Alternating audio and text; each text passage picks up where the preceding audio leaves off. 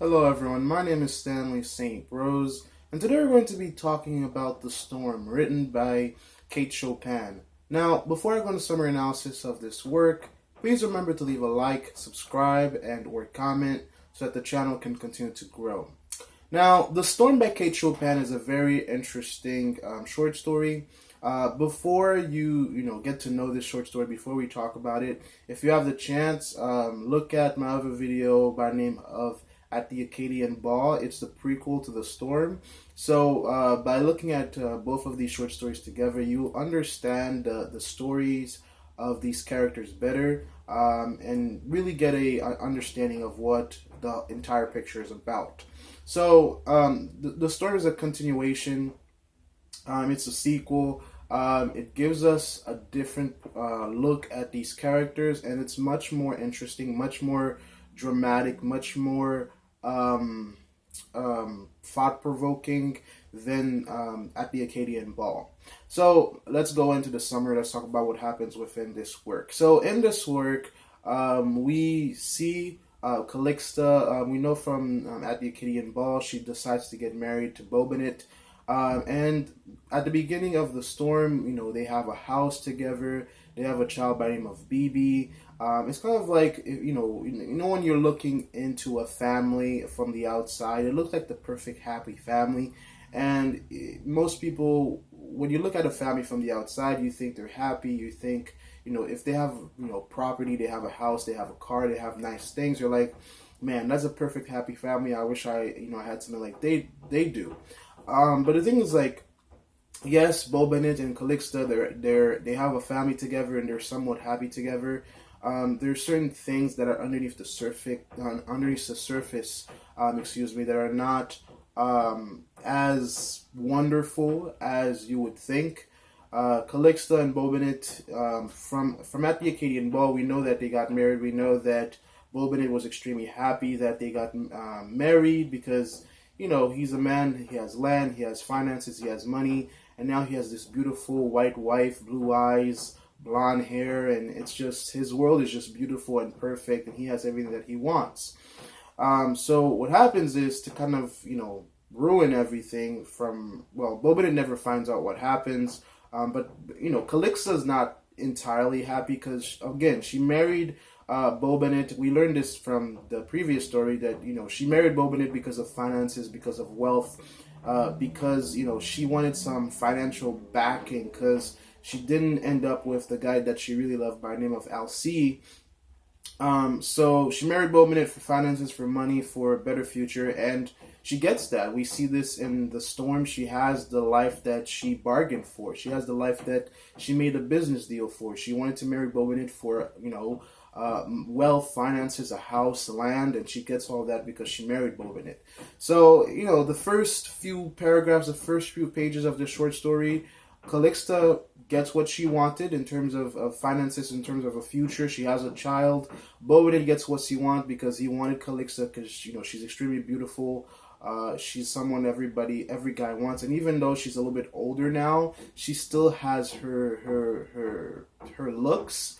She's still a beautiful woman. Her body has changed. From the first story, it's almost like her body was, what everybody wanted, but in The Storm, she has grown as a human being. Her body has changed. She's not as young and beautiful as she was, but she's still beautiful.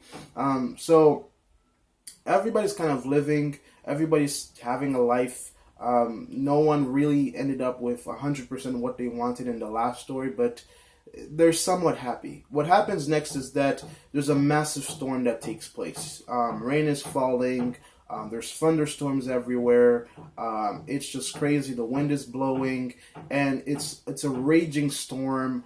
Trees are getting hit by lightning. Water's coming in the house, and Calixta's home by herself. Bobinette and BB, her family's out. They're not home yet. She's worried about their health and safety. And who shows up is Alcee. Now, from the previous story, we know that there's this passion between Alcee and Calixta. And Alcee's like, hi Calixta. I'm just paraphrasing here. He comes up. He's like, there's a massive storm out there. I don't want to, stay outside and get hurt and, get hit by lightning or something bad to happen to me because it's a really bad storm. And now he's like, can I come in your house for shelter? And Calix says, yes, come into the house for shelter. And so now you have these two former lovers. They're in the house together. They're trying to stay away from the storm. Calixta's worried. She's looking out the window. She's trying to think about where her husband and her child is. And while all of this is happening, she is aware of. I think Calixta and Alcide are both aware that they're in the house alone. There's this one sentence within the short story where it says that the bedroom, the bed in the bedroom. So her marriage bed, right? That's something in all cultures. When a couple gets married, their bedroom is in of a way somewhere sacred. For most people, that's where you conceive your children. Your bedroom is like a testament to your marriage, to your family life. And there's this one sentence in the work where it says the bed looked like a monument, and it was dim, and it looked mysterious, looked like a mystery. And that, I think, that sentence alone foreshadowed what was going to happen. Because if your marriage bed looks dim and like a mystery, that says a lot about your marriage and what might happen to it. So, from the get-go, from the previous story, we know that, again, there's this massive passion. And in my own perspective, I would like to compare it to the storm. The same, intensity and the same passion and the same, power that is with the storm on the outside of the house. Because the storm is shaking the house. It's breaking down trees, cutting down trees. The lightning is hitting the trees like an axe, and water's coming in the house. They had to barricade the doors, put stuff underneath the doors so that the water wouldn't come in. So it's kind of like there's just the same type of intensity and passion and lust that exists between Calixta and Alcide. Is the same type of intense passion and anger and intensity and heat that the storm has on the outside. And what ends up happening is they keep getting closer. Calixta, at one point, she jumps back and she lands in Alcide's arms, and then everybody's like, excuse me. But we all know what's going on. No one's stupid here. If you're the audience or reading this, you know what's going to happen. There are two people who have lust for each other. They're inside all by themselves in this house, and there's a storm outside, and the rain is tapping on the roof, and it's the perfect scene. It's the perfect setting. And then Calixta's like, I need protection, and Alcide's here are my arms. I can give you protection.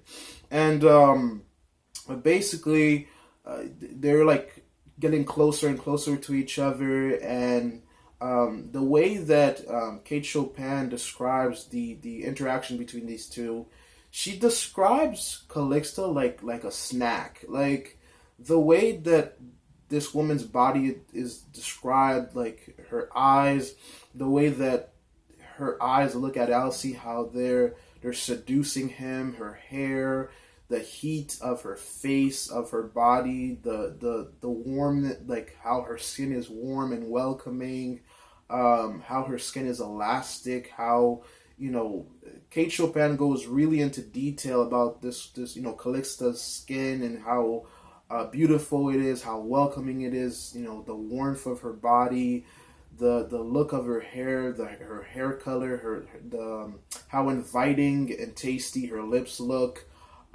Kate Chopin really goes into the detail of the lust because she's in a way describing how Alcide sees Calixta, and he is just losing his mind and all of his marbles over this woman and her body, and just she's described like food. Like basically Alcide basically wants to eat her, like just consume her and just run away with Calixta because he just can't stand it. Again, keep in mind that both of these people are married. In the previous story, and at the Acadian Ball, it's pretty much set in stone that Calixta is going to marry Bobinit, and Alcide is going to marry Clarice, and they both are married people with their own families, and they're stuck in this house together. and they're in each other's arms, and Alcee remembers when he was younger, when he was at the Acadian Ball, when they were together, touching each other, playing with each other's hands, and just getting really close to each other. And he's like, "Do you remember this and that?" And Calixto's like, "Yes, I remember when we were young, when we kissed and all that kind of stuff." They end up kissing. Then they pretty much go to the bedroom, on her marriage bed, on the bed that she conceived her son. And she pretty much, goes back to the how her bedroom looked dim and like a mystery. So her marriage became dim. Her loyalty to her husband, her loyalty to her family, it became dim. It became a mystery. And so Alcee and Calixta, they go to the bedroom. They have a moment. They have a moment of passion, a moment of lust. I wouldn't say, honestly, from my perspective, I don't think it's love. I think it's just pure lust, pure passion. The same way that, because the idea of love at first sight, it really doesn't exist. You can't just look at someone and just love them. If you look at someone and love them, that's 100% lust. Because you can't really truly love a person if you don't know that person.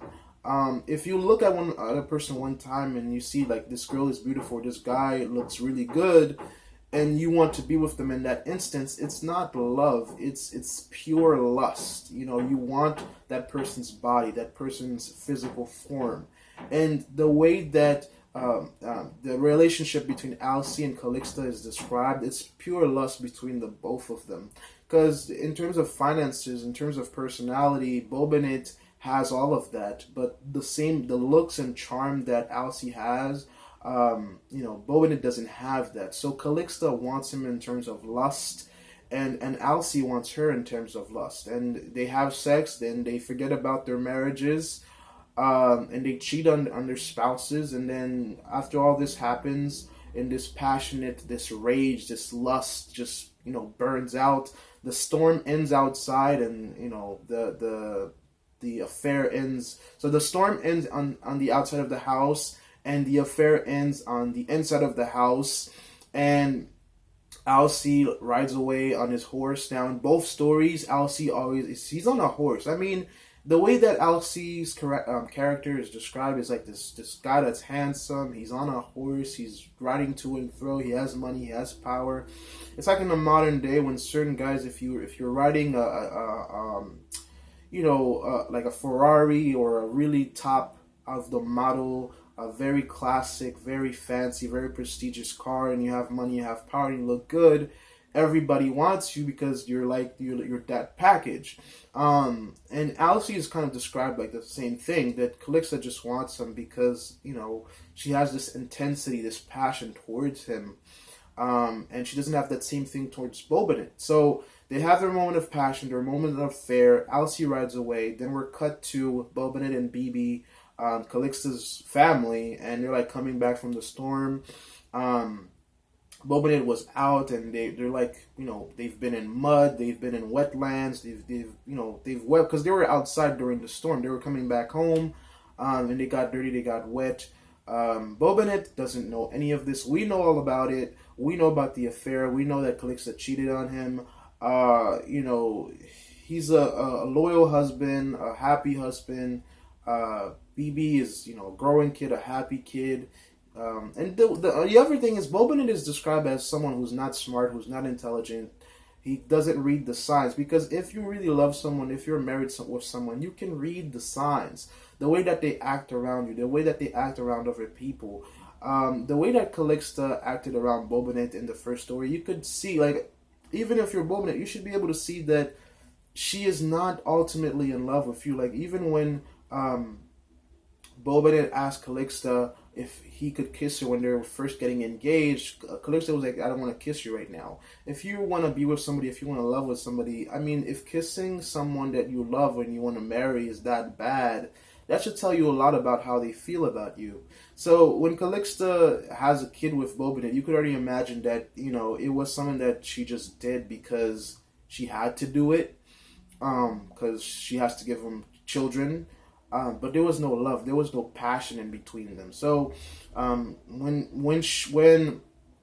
Calixta was in Alcee's arms, there's another line of the story that says, kind of like her flesh never knew its true purpose. So that tells you right then and there that this passion, when she slept with Alcee, that she gave her entire self, her entire being, her entire body, soul, mind to Alcee in that moment of passion. It seemed like when she had a child with Bobinit, or whenever she sleeps with Bobinit as her husband, it's more kind of like a chore. It's more kind of like something she does because she has to, because it's kind of like this business deal she made with Bobinit to get married with him. So she has to bear him kids and, be his wife. So Bobinit comes back home. He meets up with Calixta, and Bibi is there, and they sit at the table. She's doing her chores as a wife, and because at that time and age, you had to do your chores as a wife, and she feeds her husband, she feeds her child. They sit at the dining room table. They eat, they laugh, and they have a good time. And it's kind of like everybody ends in a happy place again. I mean, after she had this intense moment with Alcee, he rides away on his horse. He's looking, his face is beaming. She raises her chin up and laughs because she just had a moment of passion, a moment of lust. And that's what happens within the story. And the story ends with just Bobinit, Bibi, and Calixta sitting at the table laughing and just having a good time. And Bobinit never understands or never knows that his wife cheated on him.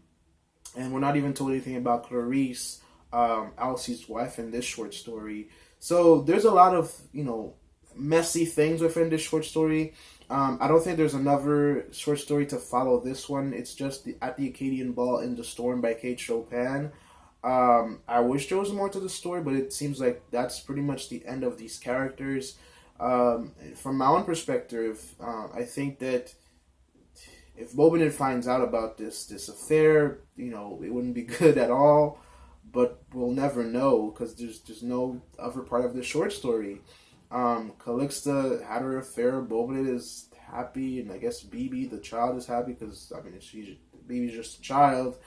We don't know anything about Clarice, and I mean it's a mess. It's a mess, and there's no other anything to add to it. And that's really the story. That's the summary of this story. In terms of analysis, in terms of deeper meaning, the other things that happen with that we should take note of. I think if we're looking at the story and see what else is in here, you can compare the storm and the affair. I think the same type of passion, the same type of lust, the same type of anger and wanting, and pleasure, that passion, that intensity that the storm, had on the outside. That's the same intensity and passion that Calixta and Alcee had between them. And I think it's purely physical. And if they had so much fun in cheating on their spouses in this short story, I think if this short story was continued, that it would continue, because I mean, all they have to do is figure out when their spouses are not around and continue their affair. So just by talking about their reactions to the storm and the affair, I could already see that if they have an opportunity to do it again, they would do it again because they got away with it. It says it's just, if the short story was continued, you could see all of the wrong steps and all the things that could go wrong. So it's really messy. It's really messy. Because Calixta kind of forgets about her. Another thing is that Calixta forgets about her family and the impact it would have on her child, Bibi, if she got figured out. I think one thing, she was caught in a moment of passion. She was caught in a moment of passion for Alcee, and all her past emotions were awakened, because they both, Alcee and Calixta, they both wanted each other, but they both lost each other because they had to marry other people because of circumstances. So I wish there was more. I really wish there was more, because these characters could be developed more, and there could be some more downfalls to their lives. But overall, this is a really interesting story. It says a lot about the time, because during the time that Kate Chopin was writing these works, women were supposed to be obedient. Women were supposed to fall in line with their husbands. Whatever their husbands wanted them to do, they had to do it. They had to be stay-at-home moms and take care of the home. But the way in which that Calixta is cheating on her husband, making business deals in terms of marriages, it shows you a level of independence that she has. That she uses her beauty, she uses who she is to make some choices for herself. But at the same time, this affair with Alice is not really a choice. It's just a moment of passion, or a moment of lust that she just indulged in. So that's really the story. That's what I have to say about it.